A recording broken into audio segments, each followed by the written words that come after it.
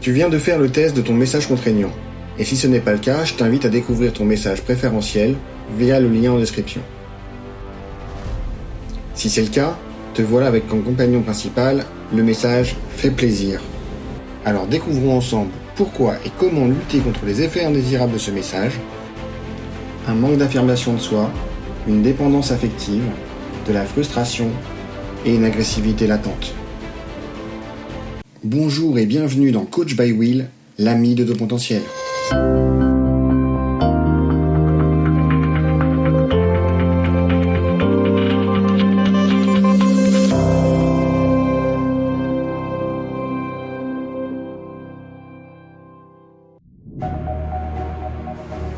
Alors pour commencer, nous allons parler des origines de ce message contraignant, le fait plaisir.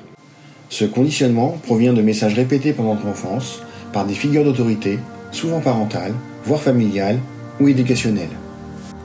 Nous allons entendre des messages ou des idées que cette autorité nous vend et que nous allons acheter du type « Tu me fais de la peine »,« Sois sage »,« Tu seras gentil si… »,« Ne sois pas égoïste, arrête de penser à toi »,« Fais-moi plaisir ». Tu rendras service à tout le monde comme ça. Allez, une cuillère pour papa, une cuillère pour maman. Et donc, même formulées sans intention de nuire, ces petites phrases répétées nous ont intimés d'obéir pour nous conformer aux attentes dictées par l'autorité. En fait, dans un tel environnement, au fur et à mesure, notre mental s'est adapté. Il s'est conditionné pour éviter d'avoir à faire face à ce stress régulier qui agit sur nous, en interne, comme une condition nécessaire à remplir pour obtenir de la reconnaissance et surtout de l'amour. Et pour cela, notre mental va avoir une idée. Il va mettre en place un adaptateur qui, comme sur les prises de courant, a pour objectif de transformer du 220 volts en un voltage moins fort, c'est-à-dire réduire la tension qui est présente. Et cet adaptateur, c'est une nouvelle croyance. Cette croyance, c'est « Pour exister, je dois satisfaire les besoins des autres ». Et nous croyons que c'est seulement à cette condition que nous allons être acceptés en retour. Et notre vie est conditionnée à essayer d'être un vrai Saint-Bernard, même si on ne nous demande rien. Le stimulus extérieur initial s'est arrêté depuis longtemps. Et pourtant, le stress est lui toujours présent, car il est désormais activé à deux niveaux. 1. Par des nouvelles autorités que nous reconnaissons comme telles. Et 2. Le plus souvent, juste par nous-mêmes en tant qu'autorité suprême. Le stimulus est maintenant interne. Le message que l'on entend est désormais une auto-injection qui nous pousse à continuer à reproduire notre comportement, même lorsque cela n'est plus adapté à la situation. Notre adaptateur tourne à plein régime, notre croyance nous a amenés à nous suradapter. Et cette croyance va avoir un impact sur notre comportement. Côté pile, cela va avoir un impact important et positif sur ce que nous réalisons. Nous cherchons à être conciliants, attentionnés et toujours prêts à aider. Nous cherchons à bien s'intégrer dans un groupe ou une équipe, mais le plus souvent sans diriger, jusqu'à en devenir le ciment de cohésion du groupe. Nous allons utiliser souvent notre intuition et notre empathie, et nous allons souvent être considérés comme altruistes, tolérants, souples et pleins d'humour.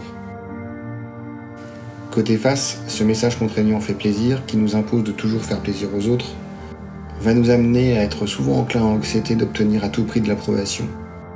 Et au-delà du compromis, nous avons tendance à être trop conciliants. Nous allons dépenser beaucoup d'énergie pour vérifier que l'autre n'est pas malheureux. Nous allons souvent acquiescer de la tête et avoir des difficultés à dire non.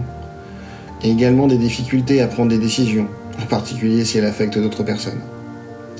Et les confrontations et situations conflictuelles vont provoquer chez nous le plus souvent la fuite. Ce comportement et ce message répétés en boucle ont des conséquences sur nos émotions, notre mental ou notre physique.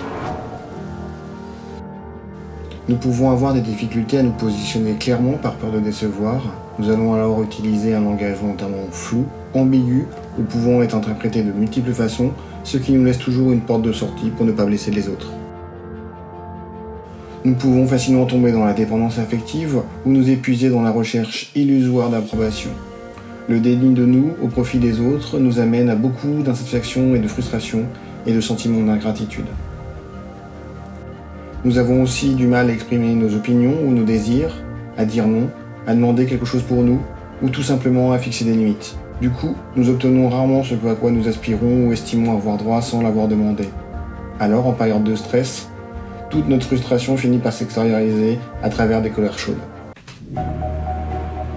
Alors, quelle solution pour diminuer ce stress face à ce message contraignant ? Comment passer du pilotage automatique inconscient à un pilotage manuel nourri de sens ? Tout d'abord, ce pilotage automatique est bénéfique et important, car il est performant dans la plupart des situations. C'est rapide, c'est peu énergétique. Mais dans trop d'autres cas, ce pilotage automatique nous oblige à voir le monde selon un mode binaire. Je fais plaisir ou pas, ce qui nous engendre du stress. Et c'est à ce moment-là que nous allons choisir de passer en mode conscient, en reprenant la main sur le pilotage, afin de tenir le volant et de se réadapter de manière pragmatique à la situation rencontrée. Et pour cela, le reconditionnement consiste à passer de notre existence conditionnelle, j'existe si je fais plaisir aux autres, remplie de stress puisque dans l'impossibilité de respecter cette condition, à une existence inconditionnelle, remplie de libération, j'existe et je prends soin de moi et des autres.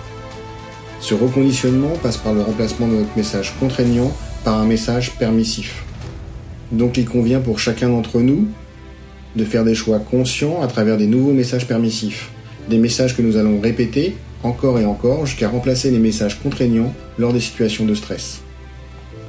Ces messages peuvent être « c'est ok de prendre soin de moi »,« c'est ok de me donner du temps pour mes besoins », « c'est ok de faire ce que j'aime afin de mieux apprécier les autres », « c'est ok de me respecter et de vivre selon mes valeurs », « c'est ok que mes besoins aient autant, voire plus, de valeur que ceux des autres ». Et maintenant que tu comprends pourquoi et comment ce message agit au fond de toi, va encore plus loin. Cette vidéo fait partie d'une série de 5 vidéos sur un message contraignant.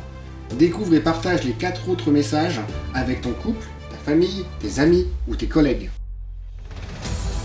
Et si tu veux connaître d'autres facettes de toi, des tests de personnalité sont disponibles sur le site coachbalui.fr. Merci d'avoir regardé cette vidéo et à bientôt.